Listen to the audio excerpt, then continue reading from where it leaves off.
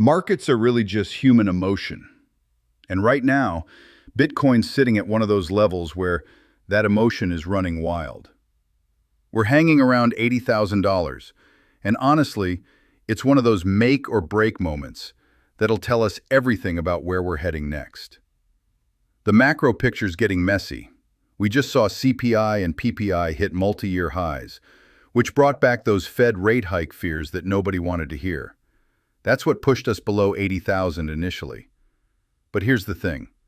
Rising inflation and an expanding Fed balance sheet are actually long-term tailwinds for Bitcoin.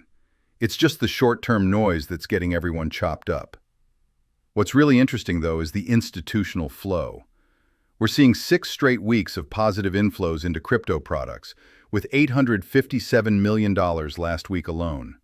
That's the biggest jump since April. Bitcoin ETFs pulled in $706 million of that. Even the short Bitcoin products saw their largest outflows this year, so bearish institutional bets are getting unwound fast. From a technical standpoint, Bitcoin's defending that crucial $80,000 psychological level after bottoming around $63,000 in early April. But we've got this rising wedge forming on the daily chart, with 84,000 acting as the key rejection zone. That's where things get interesting for positioning. If we get a clean weekly close above 84,000, I'm looking for a quick move to 90,000, maybe even 100,000. The short liquidations are stacked up there, and that could fuel a really fast squeeze.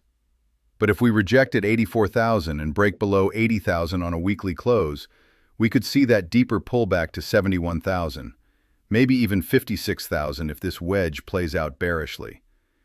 Here's what's wild, though. Institutional Bitcoin holdings just hit 3.24 million Bitcoin. That's nearly 20 years of new issuance sitting in ETFs, corporations, and sovereign funds. Smart money's not just dipping their toes in anymore, they're diving head first. Even retail demand's turning positive again. But it's not all sunshine. There's a whale on Hyperliquid who just shorted 70 million in crypto and tech. And some traders are still calling for that bear market rule where we need to touch the 350-day moving average around 47,000 before we can really call a bottom. The liquidation map's telling a story too. Long liquidations are stacked below 80,000, especially around 79,000 and 71,000. But above 84,000, it's short squeeze city all the way to 90,000. What I'm watching is that weekly close around the 80,000 to 84,000 range. That'll confirm if bulls can really defend this trend, or if we're about to see that bearish wedge resolution everyone's worried about. ETF flows next week are crucial too, especially after Jane Street trims some exposure. The directional bias right now is honestly indecisive. We're consolidating in this 80,000 to 82,000 range, with bulls defending but technical warnings flashing.